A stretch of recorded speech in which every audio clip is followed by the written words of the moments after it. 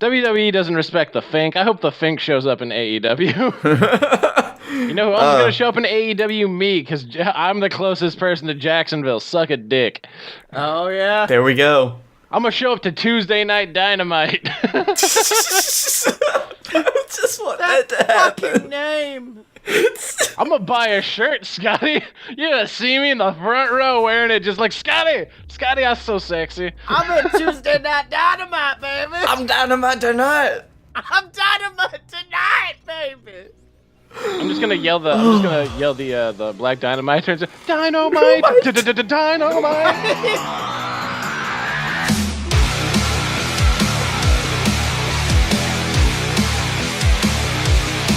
Moving forward to the John Cena thing, I would like to point out that the Thunder Punch is now just a thing. It's a real Wait, hold on. goddamn Can we open the show thing first? I have to deal with. I opened the show 20 minutes ago. You just don't want to accept it. Welcome to Fight Boys, ladies and gentlemen, a weekly show about fucking professional and not so professional wrestling. It's been 2 weeks. Holy shit, I'm your host, Scottye Moore. I've already introduced myself once tonight, Blake Tanner, so that's all you get. It's 2019. Yeah. I am the uncrowned host of this podcast, the Dylan. I'm gonna get my own championship belt that just has a microphone on it and just gonna wear it during these recordings. Yeah. This is the point where Scotty just cuts in all of that All Elite Wrestling chat we've had. Yeah. Yeah, I'm like, hey, we talked about All Elite for a while. Tuesday Night Dynamite's still the fucking worst name of all time, but Double or Nothing's cool. I'm so happy that Tuesday Night Dynamite is a thing because it has really convinced me that there are no limits. Yeah. I want that to be. I hope that so much as a shirt that shows up on Pro Wrestling Tees. You have no idea. Yeah. Because I'm gonna ask Emily for your address and I'm gonna mail it to your house, asshole. No. Here's the thing that I loved the most about the announcement for it, because they went purely all out of like, how can we make this the most epic shit of all time?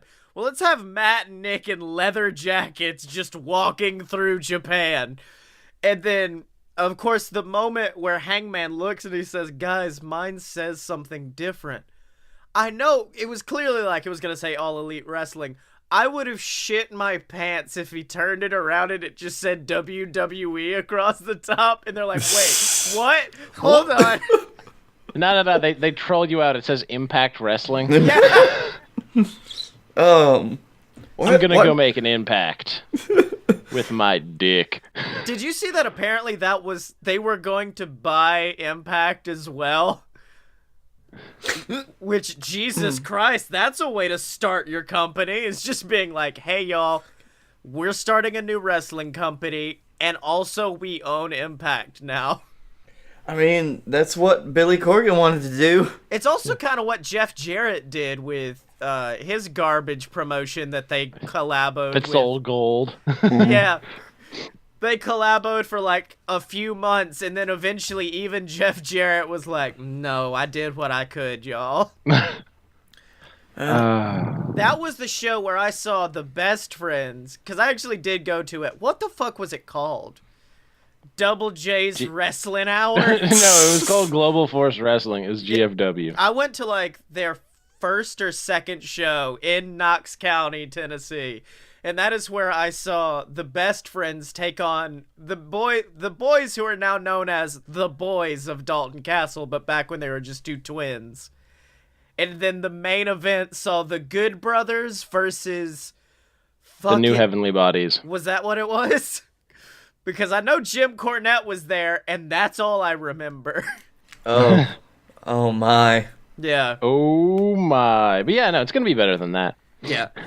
But back to John Cena, and the reason why, despite AEW, WWE will still remain on top, John Cena's newest rival is Becky Lynch. John Cena putting over Becky Lynch like real hard too. Yeah. Really appreciate that. Although I really appreciate that he made himself an easy target by coming out with long hair, looking like he was in his 50s, wearing those jorts. Yeah. He did the Thunder Punch during the match, which is just, I hate him so goddamn much. I've come full circle twice now. I've come full circle twice on John Cena. Because it started out when I first saw John Cena. I liked John Cena when he debuted, and The Undertaker was like, good job, whatever. And then I moved through the hatred back to appreciation during the U.S. Open Challenge. And now I've moved the rest of the extra 180 back around to hating John Cena because he continues to use the goddamn Thunder Punch. No. Like a fucking chip out in Mortal Kombat finisher. And so help me God, if he wins his last title with it, I will burn all the John Cena merch on this planet and throw the ashes at his gaudy, awful house.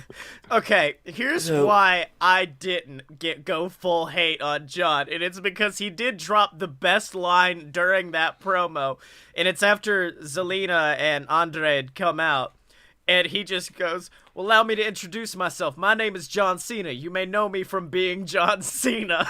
Like, he doesn't even pause for the audience to realize what he just said. So you hear the whole audience be like, yeah? And then as he keeps talking, the audience just erupts in laughter. The best way. His name is John Cena. You might know him as the guy that plays John Cena on TV. Yeah. The best way I could describe all of them Cena. The best way I could describe John's current stage of his career is when Colt Cabana came up with the Boom Boom name. He was literally like, "What's the fucking most cliche, dumb wrestling thing I could do? I'm gonna give myself the nickname Boom Boom. That way I can make people laugh when they ask if I'm a wrestler." That's what John is now. John is like, how over the top and buck wild can I be with my character now? And he found out that there's no upper limit, and now he's just thunder punching. And now, yeah, he was just like... By the way, the only thing that could have made that better is if they named it the Thunder Fist. Yes. Because then everybody would be like, oh, his opponent just got Thunder Fisted. Nice. John Cena, beware the fist. Yeah. Or he could steal the catchphrase from one of my books, and he tries to get motivational, and it's just fist your fears. John Cena, 2018. Do you think that he was more inspired by something like Fist of the North Star, or maybe One Punch Man? I mean, just yeah, like, considering how much of a fucking weebie, otaku weebie is, yes, absolutely, 100%. You can tell me that John Cena does the fucking Fist of the North Star to people backstage, I'd believe you without question. Yes. I would ask for footage just so I could have a good laugh for 10 minutes straight off of a 15-second clip, but I would totally believe you. So much money if somebody gave me footage of John Cena doing that to someone else. Like Big E, just like with the New Day, they just sell it like death. Literally. I think I might trade out of existence the John Cena. Whoa! Yeah, only smoke and mirrors. Whoa! There goes Cody. I would trade that for John Cena thunder fisting the New Day until they die. Oh God. So someone's written that. Big E, did Big E eat pancakes out of his diaper, or was that just something I saw online? Because I didn't see this clip, but the moment that you brought it up on this, I was like, part of me wants to do the research, and part of me just doesn't want to know. Part of me feels better off being ignorant of all of that part of it. In the show notes, it's just written as Big E's diaper mistake. And that was why I didn't want to do any research. Which could be a lot of different things. I just know I saw they were like, well, Xavier and Kofi came out dressed like normal adults. Meanwhile, Big E is gyrating in a diaper and ripping pancakes out of it and eating them whole. And I'm like... He had on trunks under that, you know. It's fine. He's just eating it off his own dick. Yeah. Which everyone's which don't act like nobody else has done in a depressive fit. It's fine. He only got dick sweat on one side of the pancake. It's okay. It's okay. No, he put one pancake down there. That was like a cod piece, like to protect the other That was pancake. the shield The buffer cake. The shield Yeah. pancake. He threw the buffer cake away. We're fine. Guys, Buffer Cake was my favorite announcer in the 90s. Oh, rest in peace, Mean Gene. Mean Good night, Gene, by the Buffer way, Cake. Mean Gene would have sold the shit out of that out of working with Buffer Cake. Would have put him over huge. You remember that one time that John Cena did the Fist of the North Star to Mean Gene? And he sold it like death. Too soon. Yeah, Too it has soon. been less than a day. Yeah, But you know he would have gone along with it. probably. So have you guys watched Botch Club yet? Because Company it's... man. No, because I don't. watching people do horrible in the ring outside of when it happens live. Like, I can't even watch Botchamania because I just feel bad for everybody. Because, like, they've trained years, literally years.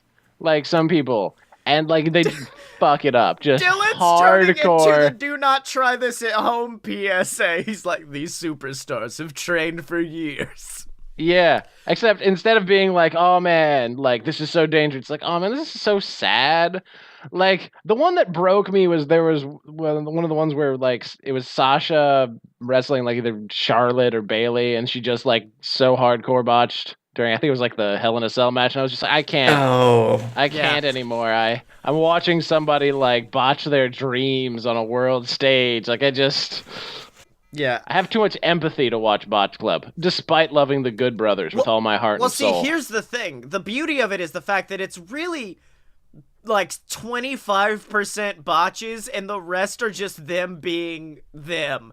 Like a 50%. Oh, that's a good ratio. Yeah. They picked a good ratio. That's a good, yeah. 50% of the show was literally them talking to Titus O'Neil about the incident, and they were just like, what were you going for? He's like, well, I saw Hornswoggle backstage, and he was talking shit. And I was trying, and then Luke was like, wait a minute, you were diving under there. You were trying to find him. So that was one bit. They did alternate commentary over the fucking Giant versus Hulk Hogan monster truck match. Like it's really. I assume Carl Anderson stole that bit. Oh yeah, Carl's fantastic. The end of the show is literally Carl being like, Gallows gave me shit at the beginning of this episode, so instead of doing anything else, we're just gonna watch his Tough Enough audition, and that's all it was. Oh, the Tough Enough audition was good. Yeah. I saw that clip. So what's going on here? Just a man trying his best. Just being tried his best. But yeah, And see, you can laugh more at that point because he probably hadn't trained for as many years. yeah. Well, that was good, and then like they commentate the botches, so if you're sad about the botch, at least Luke Gallows is just like, hello, my name is Kalisto. Oh, my wife will not like this. She will not like this, as he's like struggling to get over the edge. My favorite one that they did was still the botch where I don't know what it may have been a Royal Rumble, but it's Austin walking over to the ropes, leaning over, and then he just, like, slow motion tumbles to the outside and gets hung up in the ropes. And the whole time, fucking Gallows is going, damn it, Hunter, come get me, some bitch. What, come here. Oh, it's been too long since I heard the Luke Gallows Austin impression. It's my favorite. I think they're bringing back their podcast. Yeah, I saw that, and it made me so happy, because I'm like, finally we're second worst as soon as it comes back. My first thought after that was, I thought Rocky Romero was still signed with New Japan. Yeah. Maybe they're gonna get someone that's not Rocky, which makes me sad. Like, maybe Ty Dillinger. I don't know. Who's the Rocky Romero of WWE? No one, because nobody yells forever while like being a small Hispanic man clotheslining people from one end of the ring to the other. I don't know why Santino Marella speaks to me as the Rocky Romero of WWE, but out of character. Oh, yeah, absolutely. So, guys, I didn't want to have to bring him up again because he's been out for a while, but fucking Enzo Amore. You know, Is this your new like this is my new fucking Ryback? Is this your new Is this your 2019 Ryback? Oh no. It may be. I need a new theme song for him though. But that being said, I was interrupted. I interrupted. He's gonna show up in the JWF. You gotta use that terrible fucking Jersey accent one more time per show. Yeah, sorry guys. I'm gonna have to stop the Enzo bit for a minute, cause Blake, are you just drinking pickle juice? Yeah. It's the day after New Year's. I'm still feeling it. Like, I was just sitting here like, oh, Enzo done did it. What? That's a whole jar. Yeah. Scottye was disgusted by me when I introduced him to what a pickleback shot was. No, I knew what a pickleback shot was because it rhymes with Nickelback and I know everything about them. But however, the nasty pickle martini you got at the Dave & Buster's that looked like swamp water with nothing else. That's because it was an ungarnished martini. Martinis can look like shit. Yeah. So back to fucking Enzo Amore. He's also ungarnished shit. He is ungarnished shit. Apparently, he went to a WWE show at Madison Square Garden, but this time he didn't go inside. He just walked around and took pictures with people, which is Virgil-level sadness. For a guy who says he's over pro wrestling, he sure does a lot of shit that makes you think he's not over pro wrestling. It feels like his other endeavors in life aren't going well. It's almost like he's a talentless hack. Yeah, he's a bad rapper. And a bad wrestler. And a shitty person. And has a haircut like an electrified weasel. Yeah. So, have you guys heard his who the fuck was this interview for? Oh, this was at a comedy club, which had to have been a sad night for those people. Someone asked him... He walked on stage and that was the biggest joke. So someone goes, why'd you do it? Why'd you go to Survivor Series? Why'd I do it? It had nothing to do with my music. Despite the fact that Enzo had a show coming up very soon at the Whiskey A Go Go. That no one went to. Wait, that also there were flyers for on cars outside. Why would you immediately go and say, well, I wasn't there for anything, especially not my music? Which I'm doing a show for my music, by the way. Yeah. Leaving it, but it wasn't because of my music. I'll tell you why I did it. Because I knew for a fact that Vince McMahon would hate it more than anything, but he would respect the fuck out of it. He would respect you for spending his quote, not mine, $2,500 on a ticket, then coming in and getting kicked out. Vince McMahon would respect you for it. Yep. I mean, considering Vince McMahon sent his now son-in-law a future porn star, and then whatever Road Dogg is to invade the WCW show. Yeah, I mean, kind of. Yeah, fair point. On when he was busted at the show. And this reads like a fucking 50 Shades of Grey paragraph. It's so horribly God. written. Because, you know, like Lisa, the famous WWE security lady, is the one who pulled him away. So I'm looking at her and I go, Lisa, I'm a good person. And you know it. We had this moment. We had this moment. It was the most intimate moment I've had with a woman in years because all the other encounters were rape. Anyway, I look. It's funny because it's true, and it's also sad because it's true. Yeah. I look her in the eyes and I go, I'm a good person. You know it. She goes, you gotta go see Vince. I go, I don't work here, Lisa. She goes, you gotta go. I gotta go what? All of a sudden, cops are coming, and I go, I'm out. And then his wise escape plan, that he was like, this is very smart. He called an Uber. That was the escape plan. Are you Jeffrey? Are you Jeffrey? Get me out of here! Wait, let me look at the license plate real quick. Okay, it matches up. Let's go.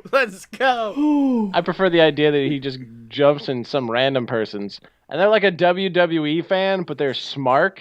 So they're like, get the fuck out. Wait, they're like, I was watching in my car. Fuck off. Yeah. You're going back to the police, my dude. Fucking Enzo. You know who's not going back to the police? Sting. Speaking of Sting, face paint. Speaking of face paint, Jeff Hardy? I don't know. Anyways, merch.alertofpurebs.com. What the fuck just happened? Man, if you hadn't broke right there at the end, that would have probably been your best transition ever. Yeah. You were so close, Scotty. I believed in you, and you let me down again. Dude, I haven't done a podcast in 2 weeks, which is a record for me after the past 2 years.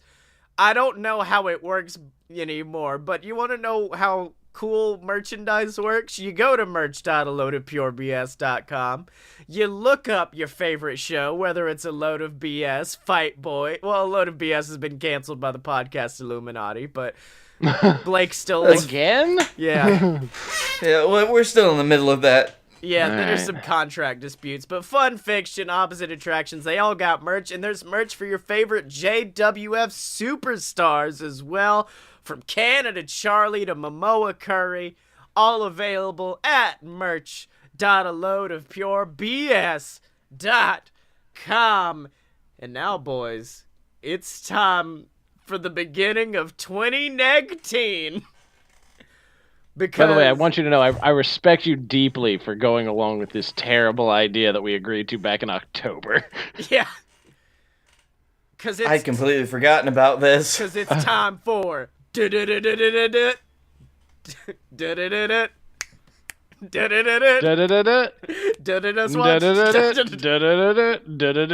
Dust watch. He's never gonna follow. He hates his own motto. Hey, add sex. Hey, add sexy Chuck E.T. Congratulations on being in the at Wrestle Kingdom 13 show. Shame your dad bod will only be the second best in the arena. Okay, no, if we're going full on negging, I'm saying, hey, sexy Chuck E.T., congrats on being on your first/last Wrestle Kingdom show. Oh. Hope your dad Hope you get some dad bod tips from Jericho. See you on Tuesdays. Hashtag Dustwatch 2019 2019. Also, hey to people in the chat if you're joining us. Real bad at doing that. Yeah. You guys are really the worst. I mean, look at all this shit I've got to deal with over here.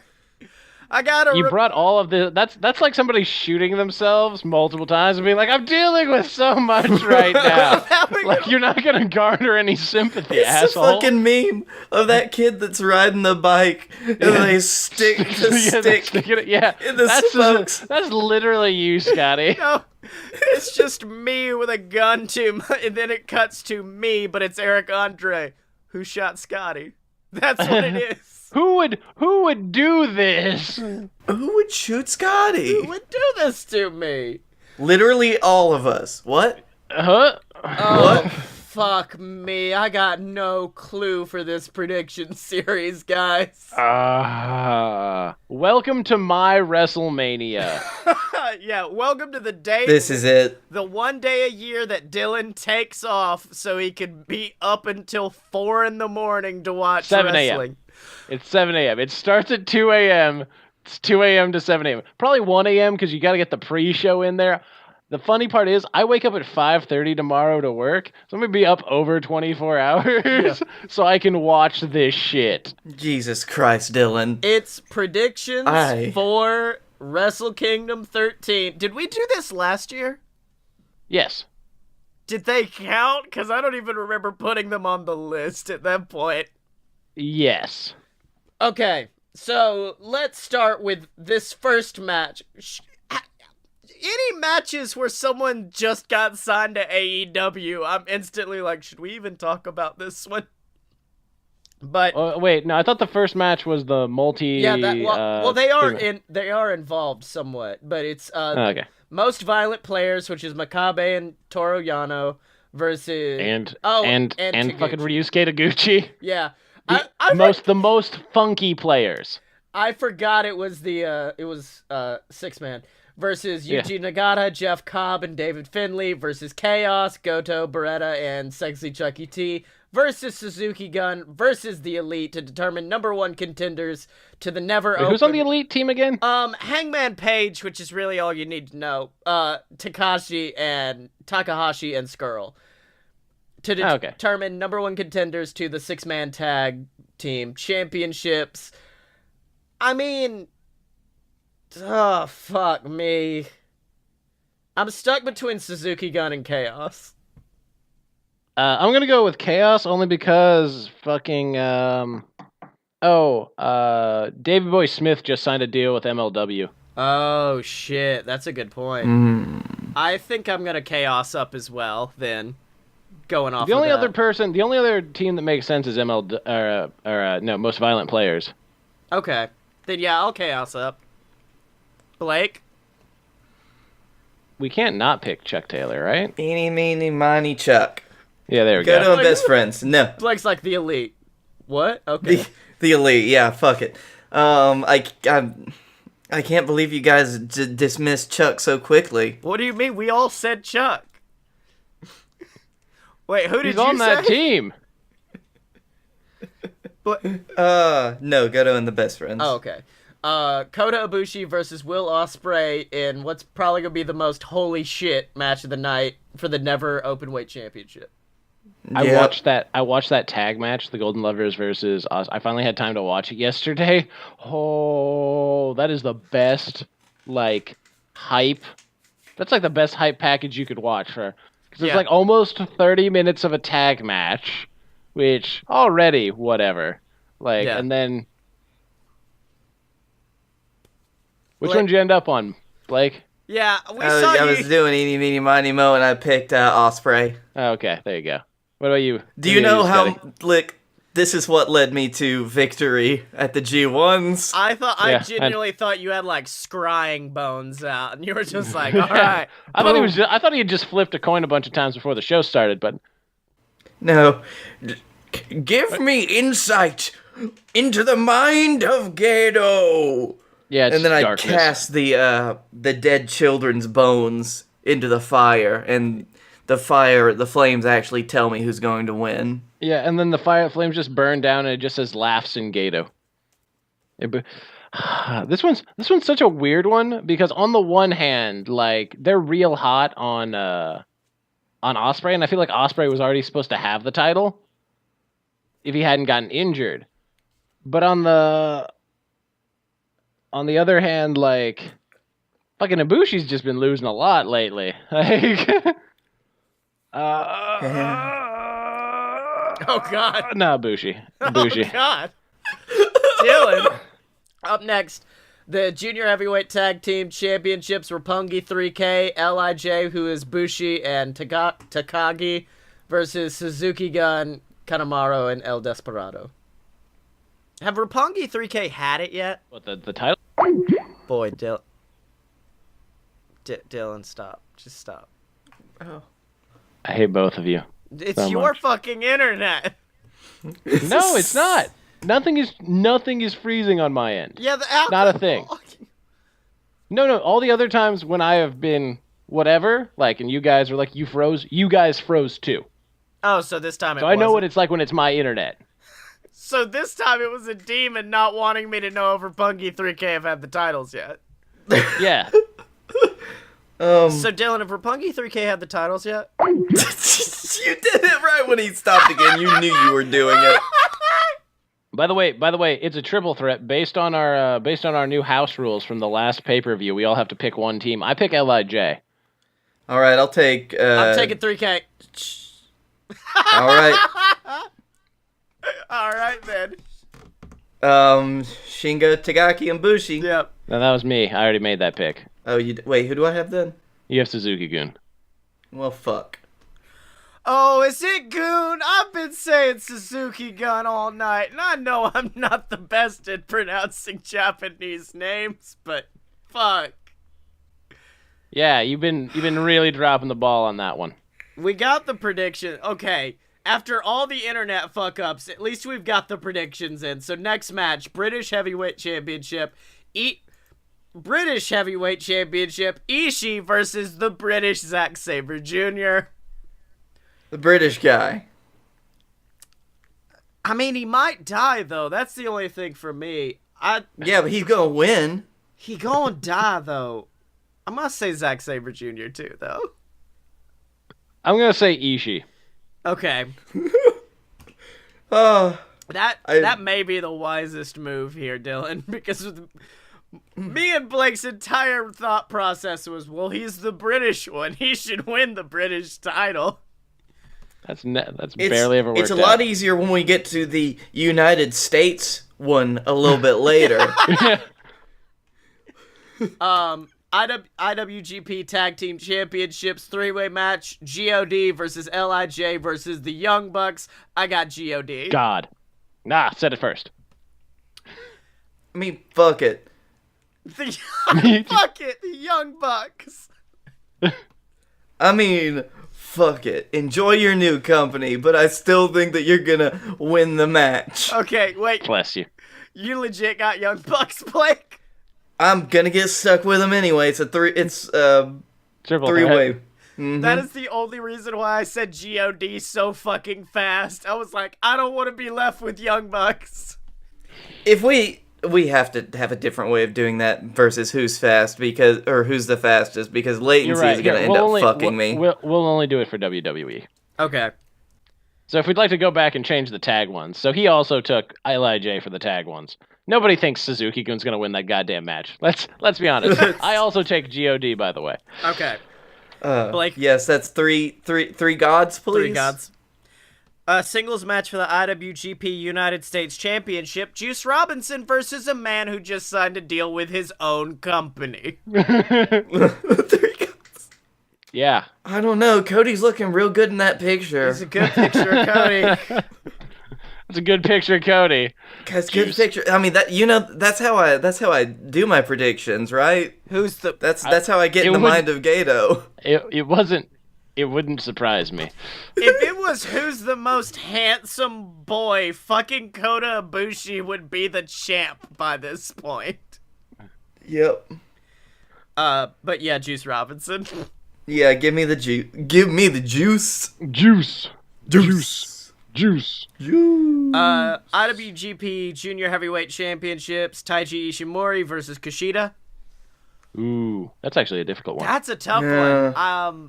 I'm gonna go Ishimori. I was gonna say I'll lead the charge with Ishimori by being the second to say it.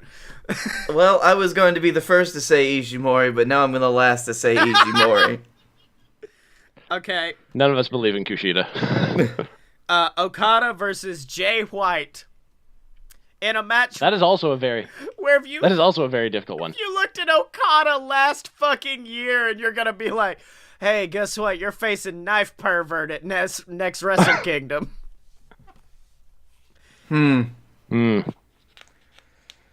I am wearing a Jay White shirt, which is the saddest sentence I've ever had to say, but I'm gonna say Jay White. I'm gonna have to break. Poor Dylan. Oh, Dylan, you were in the middle of saying something. I said Okada. Okay. He was my wrestler of the year. I kind of have to pick him to win a match. Yeah. Oh, yeah. I know it's always more up in the air with New Japan, but Okada's my man tonight. Okay. Tetsuya Naito versus Dad. Versus Dad Bod Chris Jericho. Oh, that picture. Versus Leather Daddy Chris Jericho. Oh, I didn't feel like doing full Kiss makeup Chris Jericho. versus Hot Topic Lazy Dad Chris Jericho. Versus Corey Graves' dad. Daddy Graves. versus this isn't a midlife crisis at all. Chris Jericho versus where in the world is the hot topic? Fucking Naito, man. It's come on. I was like, don't tell me you don't have him for this. It's Naito. No, I can't pick Dad. I think Chris might have a date in Florida soon. Yeah. So I'm gonna go with Naito. Naito. All right, Naito. Dylan was like, no, come on, Big Jericho, do it. Big Jericho, come on, guys. He's gonna win. He probably is. I'm gonna be 100% honest with you. Tanahashi versus a man whose best friends just started their own wrestling company. Kenny Omega, you can suck my dick. I've got the shirt. You can suck my dick. Oh, the stars are not aligning on this choice. Ace. Go Ace. Dun, dun, dun, dun, dun, dun, Ace is the helpful hardware place. I've got Tanahashi. There is no conceivable universe that I would, even if he ends up winning, feel good with picking Omega in this setup. So I'm picking Tanahashi. Okay. So 2 Tanahashi. I want you to know, somewhere in the distance, you can hear Gato laughing. I always hear him laughing. Was him, actually. Yeah. Oh, jeez. That was the most fucked our predictions have ever been, I think. And I still don't know if Roppongi 3K have ever had those fucking tag titles.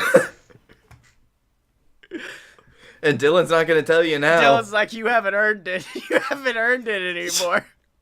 You had your chance. You have Google. You fuck. Google, you fuck. 2019. You have Google, you fuck. Hey Siri, have Roppongi 3K ever had the titles?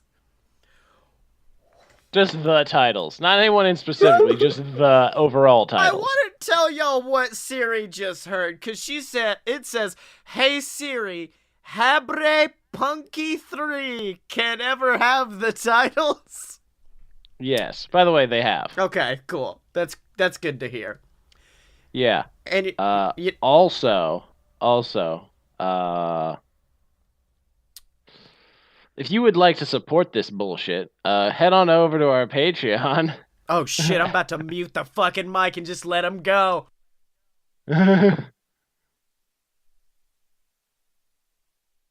Awesome work, Dylan. Oh, I'm sorry. I thought you were gonna say something else, and you were just pausing and vaping for dramatic effect. No, if you'd like to join Ghazi, the lone person that somehow enjoys this bullshit, or would you like to support any of the other shows that Scottye has on his network that he's sold his soul for, and man, the devil did not cut him a good deal. Then head on over to patreon.com/a load of was it a load of BS or a load of pure BS? Patreon. A load of BS. Patreon.com/a load of BS. There you go. Patreon.com/a load of BS. Float a few dollars our way. It does all go to supporting this. Scottye puts 100% of it back in here. He's not using it to go buy, Klondike bars at the corner store. Don't fucking look. Don't lie to him now. Don't. But we would appreciate it, just like we appreciate each and every one of you listening to this. So yeah, patreon.com/a load of BS. We need a baby face, because Ghazi's obviously the heel patron, so we need a baby face to... No, he is the baby face. You're the heel owner of the company. You're Vince McMahon. You are Vince McMahon. No, we need some to just like and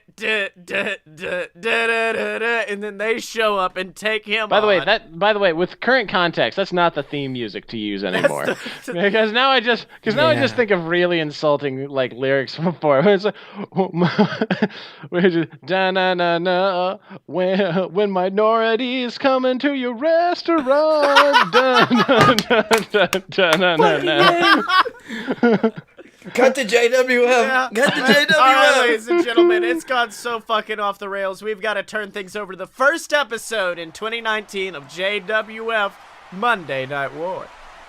Welcome, ladies and gentlemen, to JWF Monday Night War. I am your host, Silver Spoon, joined as always by Baby New Year himself. It's Captain Tibbs. Happy me! That's right, Tibbs. It's a brand new year here in the JWF, which means that we are getting ready for I'll be honest with you, Tibbs. WrestlePalooza, fantastic. Summerfest, great. But my favorite pay-per-view of the year, the pay-per-view where we cram as many of these motherfuckers in a ring as we can and make them fight. Because it is the Regal Rumble, coming in just a few short weeks. Oh, Sills, I love the Rumble every year. Except for his minute, though, I've got to pay all those boys for one night in the ring. Let me tell you something. The JWF always starts his year off in the red.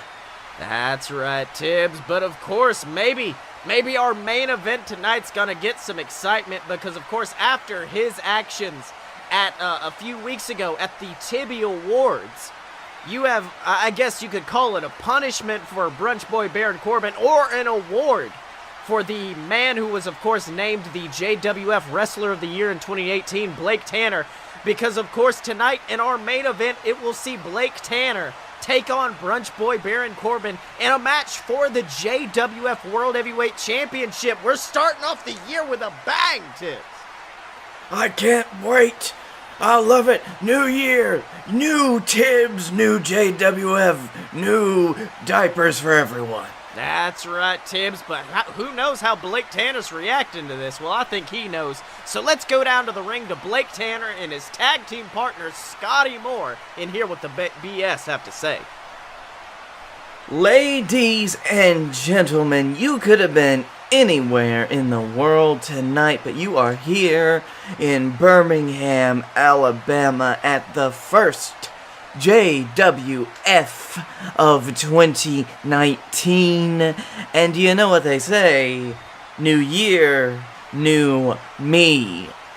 And tonight, everything about that phrase should be changed. I think it should go new year, new champ. New me, new champ. Me, new champ. Get it, got it, good. I think they get it, Blake, it's okay, they got it. Because tonight, hold on, bud.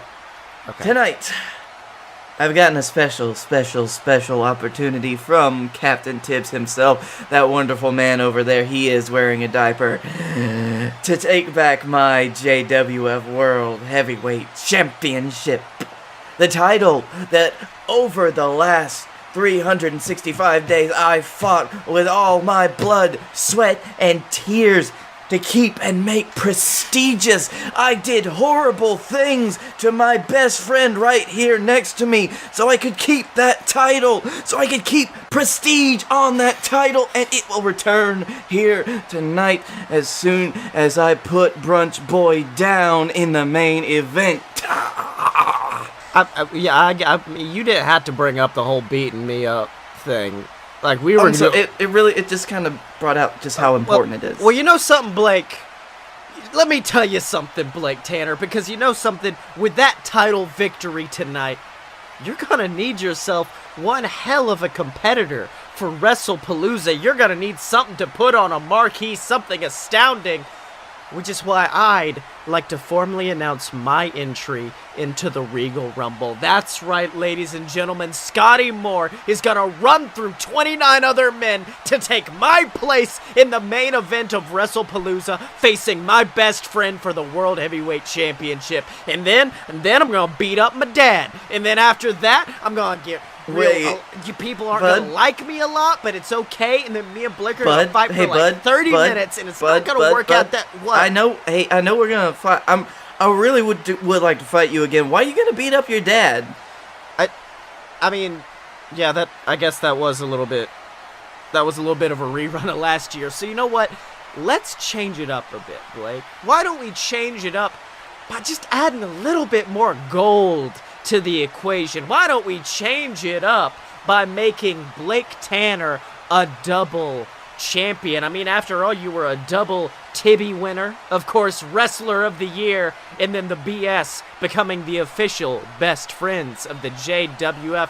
So how about after you take the JWF World title, how about both of us take away a title that's been away from me for far too long, and that's the JWF Tag Team title. A title that's meant to be placed upon two men who are the best in the business. And let me tell you something, I don't think that the current champs, the VWO, I certainly don't think they're the best in the business. No, I know they're not the best, because the best are the official best friends of the JWF, Blake Tanner and Scottye Moore, the BS. Ooh, that sounds fantastic. And you know what?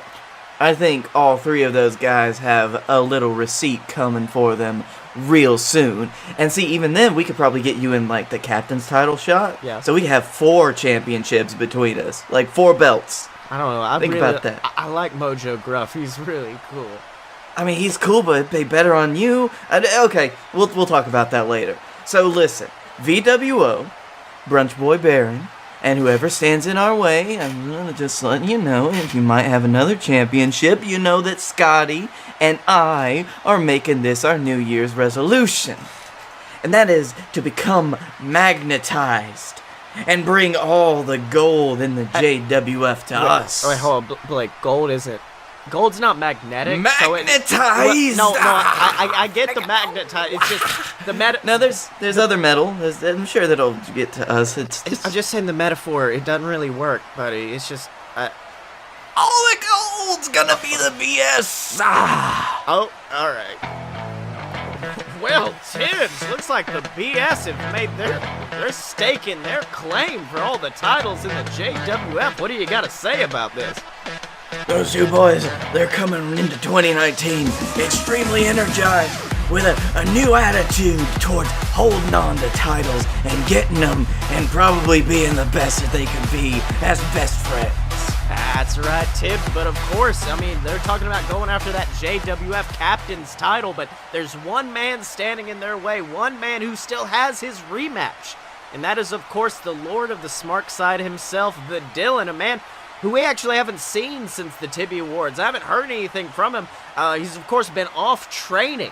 He said he needed to get right with himself, training alone on his farm. I mean, Tibbs, this is different from any Dylan we've ever seen before. Dylan has a farm?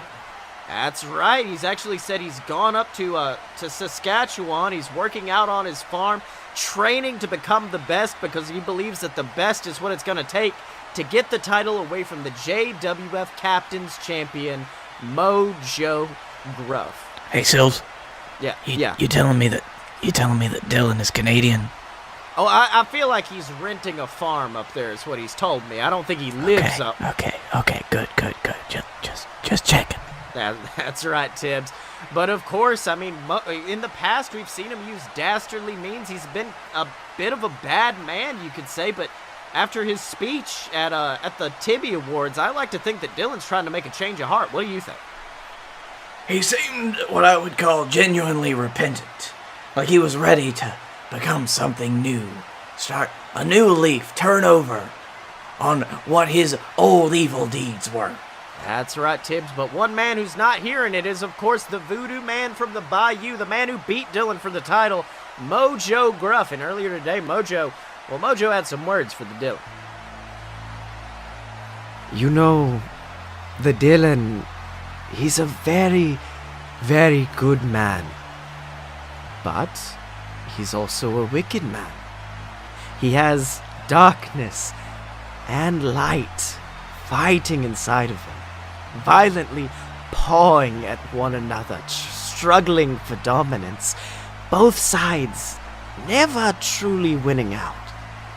And you see, that's why the Dylan is destined to fail in his attempts to reclaim what he calls his title. Because I too have darkness and light within me. But the difference is, my demons and my angels are not at war, no, they're at peace. I commune with them and they tell me how to live. They work together to give me what I deserve, to help me claim my destiny. See, I'm not good, but I'm not bad. I'm simply a man of nature. And my nature has told me to do good things. To wrestle good matches, to be a hero to the JWF universe, because that is what they needed, and it is what I needed. But make no mistake, there is darkness inside of me. And if required, my darkness will rise to the surface, and it will come after you, Dylan. And it will come after whoever dares try to take this title away from me. The JWF, well, it's seen many things before.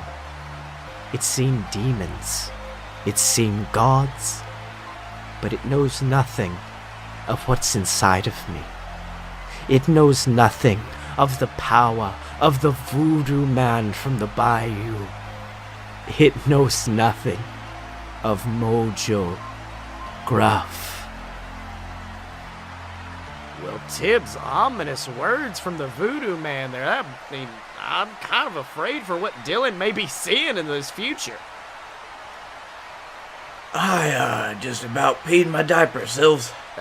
That's right, Tibbs. Well, luckily you do have multiple replacement diapers here, but who knows? Can I get a new diaper? Diaper boy.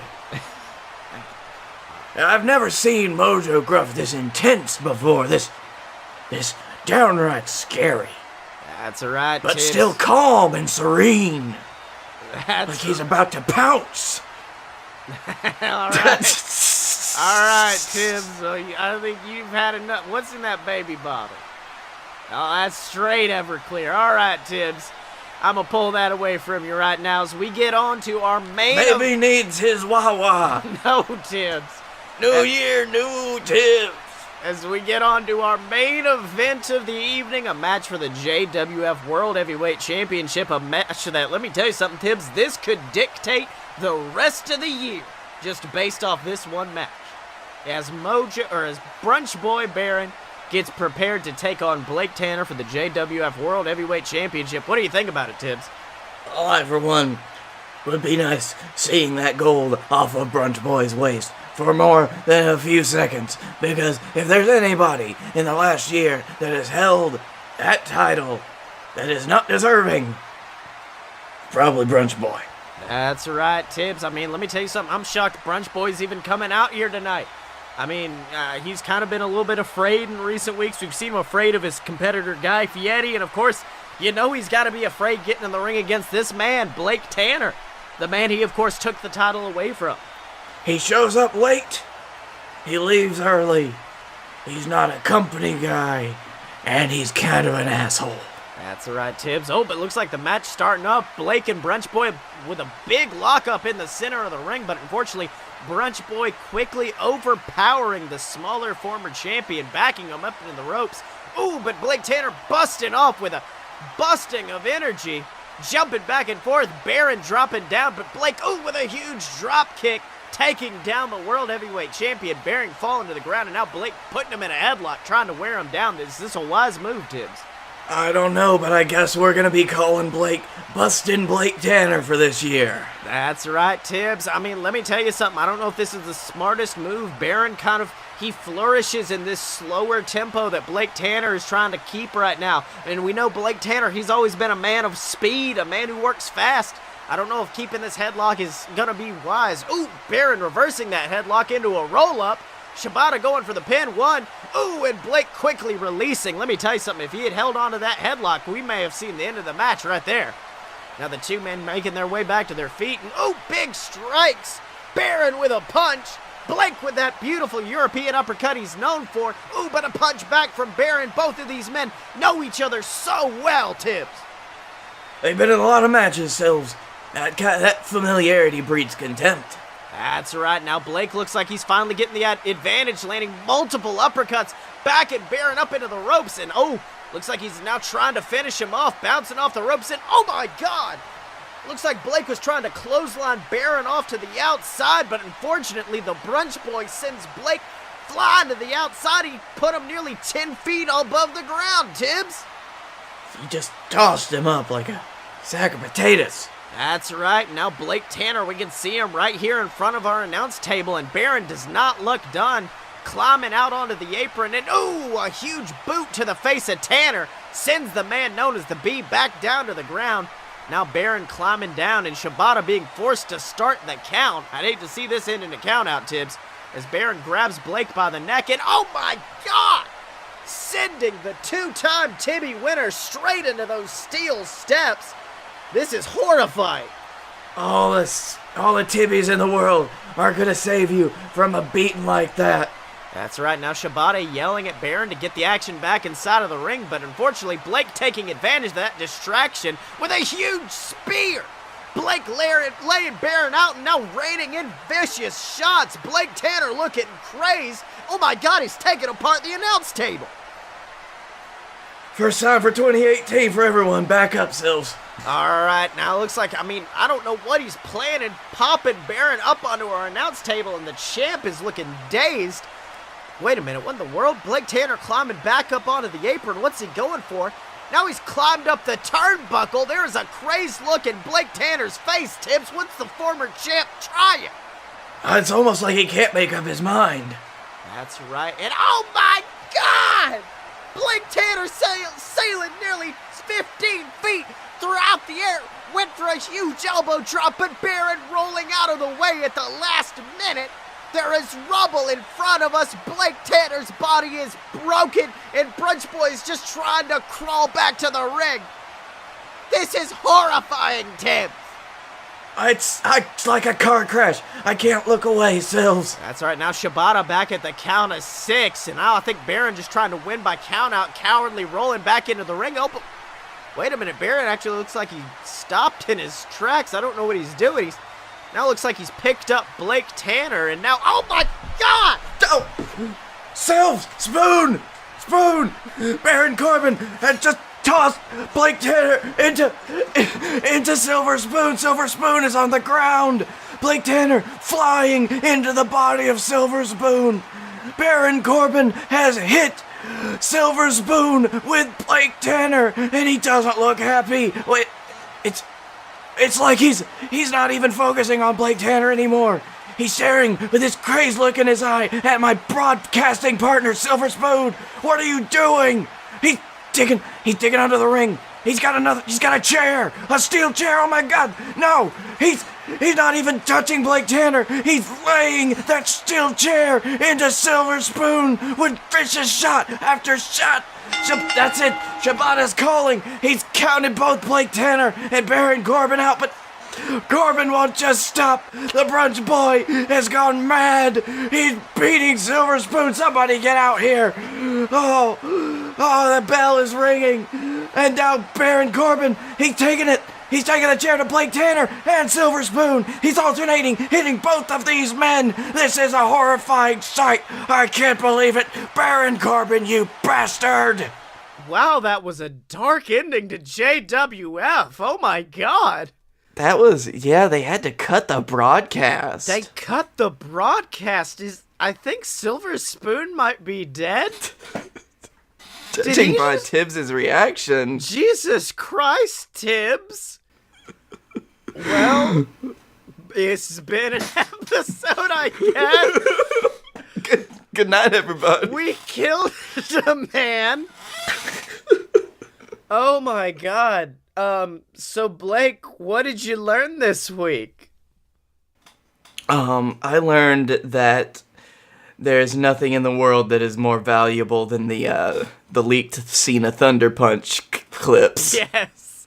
And I learned that despite what Dylan says, Florida internet is worst internet. So Dylan can be found on Twitter at SexyChuckyT. Blake, where can they find you? You can find me at Blake A. Tanner on the Twitter. If I were Chris Jericho, but no, Blake A. Tanner on Twitter. You can find me at The Darkroom Vidya on YouTube, because we've got a special thing coming up. If you are a fan of the videos, and you like Josh, who does most of the videos, his fiance Chandler, and our good friend Michael, who you can see on A Load of BS's D&D podcast episode that we did. I was like, don't act like we did a lot. We did one. Yep. We have started a new project that's hopefully going to hit within the week, and we are doing our own D&D campaign with the four of us. Chandler's the DM, and we're going to release it as a podcast on YouTube with some editing, and we're going to put it in the RSS feed. So we will hook you up with that as the news comes out.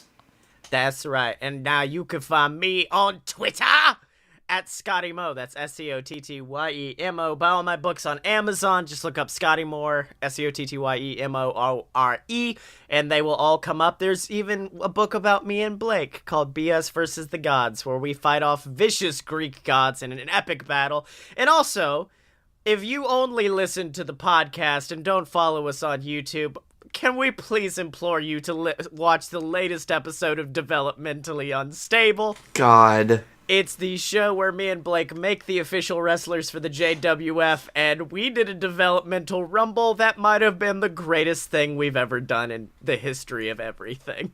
There was a lot of good stuff. Oh, man. The ending was fantastic, y'all. Yeah, so check all of that out. Check out all the other shows at aloadofpurebs.com, ladies and gentlemen. Like Fun Fiction, Opposite Attractions, which is about to start its 5th season, which astounds me that that's a thing. Remember to support us on the Patreon or pick up some merch, and remember to rate us on iTunes. Every single little bit helps there. We love getting feedback from you guys. It's super awesome. And as always, you can find us at aloadofpurebs.com. Step up to the merch table at merch.aloadofpurebs.com. Find us on Facebook, donate to the Patreon, subscribe on YouTube, and remember to follow us on Twitter at Fight Boy Show, Chuck Taylor. Because when you're a fight boy, you're a fight boy for life.